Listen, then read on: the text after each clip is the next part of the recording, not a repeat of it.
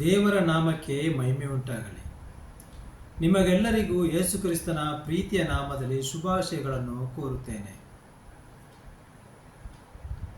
ಈ ದಿನದ ದೇವರ ವಾಕ್ಯ, ಶಿಲುಬೆ ಮರದಲ್ಲಿ ಯೇಸು ಕ್ರಿಸ್ತನು ನುಡಿದ 7 ಮಾತುಗಳು. ನಿರಪರಾಧಿಯಾದ ಯೇಸು ಕ್ರಿಸ್ತನು ಯಾವುದೇ ಪಾಪ ಮಾಡದಿದ್ದರೂ ಲೋಕದ ಜನರನ್ನು ಪಾಪದಿಂದ ಬಿಡುಗಡೆಗೊಳಿಸಲು ಜನರ ಪಾಪಗಳನ್ನು ತಾನು ಹೊತ್ತುಕೊಂಡು ಅಪರಾಧಿಯಂತೆ ಶಿಲುಬೆಯಲ್ಲಿ ಕೈ ಮತ್ತು ಕಾಲುಗಳನ್ನು ಮೊಳೆಗಳಿಂದ ಜಡಿಸಿಕೊಂಡವನಾಗಿ, ತಲೆಯಲ್ಲಿ ಮುಳ್ಳಿನ ಕಿರೀಟವನ್ನು ಹೊತ್ತುಕೊಂಡವನಾಗಿ, ನೋವಿನಿಂದ ಯಾತನೆಯನ್ನು ಅನುಭವಿಸುತ್ತಾ ತಂದೆಯಾದ ದೇವರಿಗೆ ಆತ್ಮವನ್ನು ಒಪ್ಪಿಸಿಕೊಡುವುದಕ್ಕಿಂತ ಮೊದಲು 7 ಮಾತುಗಳನ್ನು ನುಡಿದನು. ಈ 7 ಮಾತುಗಳು ಪ್ರತಿಯೊಬ್ಬ ಕ್ರೈಸ್ತರಿಗೆ ತಿಳಿದಿರಬೇಕೆಂದು ನಾನು ಬಯಸುತ್ತೇನೆ. ಆ 7 ಮಾತುಗಳಲ್ಲಿ ಮೊದಲನೆಯ ಮಾತು, ಲೂಕನು ಬರೆದ ಸುವಾರ್ತೆ 23ನೇ ಅಧ್ಯಾಯ 34ನೇ ವಾಕ್ಯ.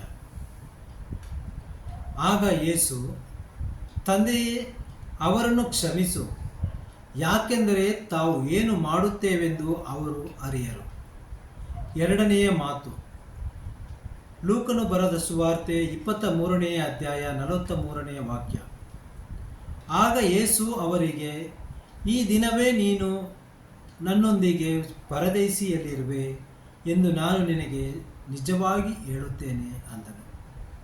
ಮೂರನೆಯ ಮಾತು, ಯೋವನನು ಬರೆದ ಸುವಾರ್ತೆ 19ನೇ ಅಧ್ಯಾಯ 26ರಿಂದ 27ನೇ ವಾಕ್ಯ. ಯೇಸು ತನ್ನ ತಾಯಿಯು ಮತ್ತು ತಾನು ಪ್ರೀತಿಸಿದ ಶಿಷ್ಯನು ಹತ್ತಿರದಲ್ಲಿ ನಿಂತಿರುವುದನ್ನು ನೋಡಿ ತನ್ನ ತಾಯಿಗೆ, ಸ್ತ್ರೀಯೇ, ಇಗೋ ನಿನ್ನ ಮಗನು ಅಂದನು. ಆಮೇಲೆ ಆತನು ಆ ಶಿಷ್ಯನಿಗೆ, ಇಗೋ ನಿನ್ನ ತಾಯಿಯು ಅಂದನು. ಆ ಗಳಿಗೆಯಿಂದ ಆ ಶಿಷ್ಯನು ಆಕೆಯನ್ನು ತನ್ನ ಸ್ವಂತ ಮನೆಯಲ್ಲಿ ಸೇರಿಸಿಕೊಂಡನು. 4ನೆಯ ಮಾತು, ಮತ್ತಾಯನು ಬರೆದ ಸುವಾರ್ತೆ 27ನೇ ಅಧ್ಯಾಯ 46ನೇ ವಾಕ್ಯ. ಹೆಚ್ಚು ಕಡಿಮೆ 9ನೆಯ ತಾಸಿನಲ್ಲಿ ಯೇಸು, ಏಲಿ ಏಲಿ ಲಮಾ ಸಬಕ್ತಾನಿ, ಅಂದರೆ ನನ್ನ ದೇವರೇ, ನನ್ನ ದೇವರೇ, ನೀನು ನನ್ನನ್ನು ಯಾಕೆ ಕೈಬಿಟ್ಟಿದ್ದಿ ಎಂದು ಮಹಾಶಬ್ದದಿಂದ ಕೂಗಿ ಹೇಳಿದನು. 5ನೆಯ ಮಾತು, ಯೋಹಾನನು ಬರೆದ ಸುವಾರ್ತೆ 19ನೇ ಅಧ್ಯಾಯ 28ನೇ ವಾಕ್ಯ. ಇದಾದ ಮೇಲೆ ಯೇಸು ಎಲ್ಲವೂ ಪೂರೈಸಲ್ಪಟ್ಟಿತೆಂದು ತಿಳಿದು, ಬರಹವು ನೆರವೇರುವಂತೆ ನನಗೆ ನೀರಾಡಿಕೆಯಾಗಿದೆ ಅಂದನು.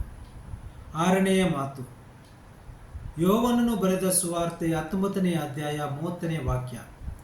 ಯೇಸು ಆ ಹುಳಿರಸವನ್ನು ತೆಗೆದುಕೊಂಡ ಮೇಲೆ ತೀರಿತು ಎಂದು ಹೇಳಿ ತನ್ನ ತಲೆಯನ್ನು ಬಾಗಿಸಿ ಆತ್ಮವನ್ನು ಒಪ್ಪಿಸಿಕೊಟ್ಟನು. 7ನೆಯ ಮಾತು, ಲೂಕನು ಬರೆದ ಸುವಾರ್ತೆ 23ನೇ ಅಧ್ಯಾಯ 46ನೇ ವಾಕ್ಯ. ಯೇಸು ಮಹಾಧ್ವನಿಯಿಂದ, ತಂದೆಯೇ, ನಾನು ನನ್ನ ಆತ್ಮವನ್ನು ನಿನ್ನ ಕೈಗಳಲ್ಲಿ ಒಪ್ಪಿಸುತ್ತೇನೆ ಎಂದು ಕೂಗಿ ಹೇಳಿದನು. ಹೀಗೆ ಹೇಳಿದ ಮೇಲೆ ಆತನು ಪ್ರಾಣ ಬಿಟ್ಟನು. ನಿಮಗೆಲ್ಲರಿಗೂ ಶುಭವಾಗಲಿ. ಆಮೇಲೆ